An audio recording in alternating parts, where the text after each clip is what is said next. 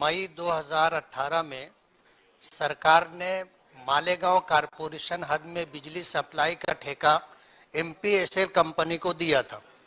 सरकार ने मालेगांव के टेक्सटाइल में काम करने वाले बुनकरों को फायदा पहुंचाने के लिए जो भी प्रोग्राम बनाया था, एमपीएसएल कंपनी जो है सरकार से जो एग्रीमेंट हुआ था उस एग्रीमेंट को फॉलो नहीं कर रही।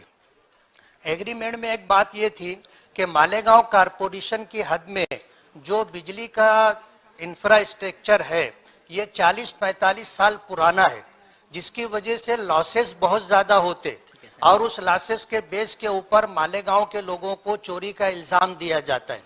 सरकार ने 20 करोड़ रुपया हर साल इंफ्रास्ट्रक्चर पर खर्च करने का पाबंद बनाया किया था, लेकिन कंपनी 20 करोड़ रुपया जो सालाना खर्च करना है वो खर्च नहीं कर रही। आज 3 साल का टाइम हो चुका है। इंफ्रास्ट्रक्चर दुरुस्त ना करने की वजह से हालात ऐसे हैं कि 3 साल में लोग अपना कारखाना बनाने के लिए जमीन खरीद करके, शेड बना करके, लूम लगा करके करोड़ों रुपया इन्वेस्ट किया है, लेकिन कंपनी उनको 3 फेज का कनेक्शन नहीं दे रही। जिन लोगों ने बैंक से लोन लेकर के ये काम किया है वो लोन में ब्याज भरने के सिलसिले में परेशान है।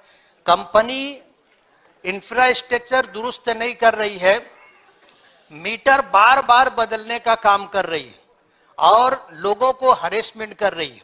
कंपनी में काम करने के लिए जितने जनसंख्या जितनी होनी चाहिए उन्होंने रखा नहीं है।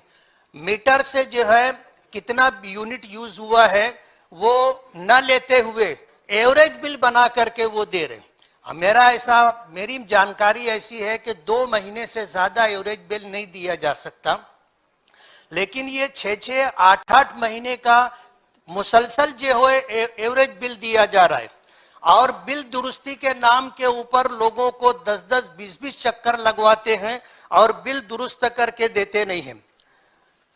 सरकार ने मालेगांव के बुनकरों को और टेक्सटाइल के अंदर विकास हो इस सिलसिले में एमपीएसएल कंपनी को यह ठेका दिया था, लेकिन मालेगांव की कमर्शियल लाइन से कमर टूटती जा रही है और घर गुती बिल यूज करने वाले आज ये एवरेज बिल के नाम के ऊपर घर गुती बिल में 50,000, 60,000, 1 लाख रुपए तक बिल दे रहे हैं और कारखानों में जो है 5-7 लाख रुपए का बिल बना करके दे रहे हैं और उनका तकाजा ये होता है, प्रेशर ये होता है कि तुम बिल भरो, जब तक बिल भरोगे नहीं काम नहीं होगा।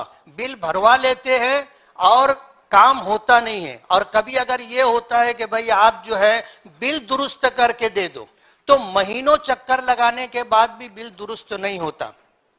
मेरी आपसे ये गुजारिश है, एमपीएसएल कंपनी जो मनमानी कारोबार कर रही है, मालेगांव में पुलिस डिपार्टमेंट के साथ, रेवेन्यू डिपार्टमेंट के साथ उनकी कई मर्तबा मीटिंग लगाई जा चुकी है, लेकिन वो कोई बात मानने के लिए तैयार नहीं है। अभी महीना भर पहले पुलिस डिपार्टमेंट के साथ मीटिंग हुई थी एडिशनल एसपी और डीवाईएसपी की मौजूदगी में। उन्होंने माना कि हाँ हमसे ये कोताही हो रही है, लेकिन अभी तक उन्होंने कोई दुरुस्ती नहीं की है।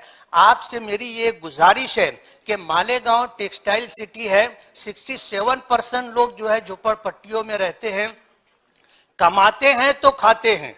अब इस तरह अगर ये बिजली सप्लाई कंपनी मनमानी कारोबार करती रहेगी तो मालेगांव जो है तबाह बर्बाद हो जाएगा। आपसे गुजारिश ये है कि वो जो एग्रीमेंट में टर्म कंडीशन है उसके मुताबिक काम करे और अगर वो काम नहीं कर सकती है तो उनको मालेगांव से छुट्टी दी जाए, ऐसी गुजारिश है मेरी आपसे। सन्मान्य सदस्यांनी विचारलेला प्रश्न स्कोपच्या बाहेरचा असला तरी महत्त्वपूर्ण आहे आणि यामध्ये आपण जे काही मुद्दे मांडले आहेत की विशेषतः त्यांच्याशी जो करार झाला त्या कराराप्रमाणे त्यांनी इन्फ्रास्ट्रक्चर तयार केलेलं नाही, इन्फ्रास्ट्रक्चरची सुधारणा जी करायची आहे ती त्यांनी केलेली नाही आणि सातत्याने ॲव्हरेज बिल ते देत आहेत।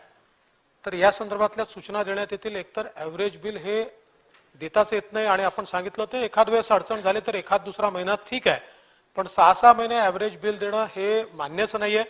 त्यामुळे त्या संदर्भातल्या सूचना देण्यात येतील आणि कराराप्रमाणे इन्फ्रास्ट्रक्चरचं इन्व्हेस्टमेंट त्यांनी केलंय की नाही, कराराप्रमाणे ज्या सुधारणा त्यांनी करायच्या होत्या त्या केल्या आहेत की नाही याची देखील पडताळणी केली जाईल। या संदर्भात महावितरणचे जे एमडी आहेत यांना स्वतः लक्ष घालायला सांगितलं जाईल आणि त्यातनं त्यांना कराराप्रमाणे कारवाई करायला लावली जाईल आणि त्यांनी कराराप्रमाणे कारवाई केली नाही तर करारात दिलेल्या अटी शर्तीचं उल्लंघन झालंय म्हणून जी काही योग्य कारवाई कराराने सांगितली आहे ती देखील त्यांच्यावर करण्यात येईल.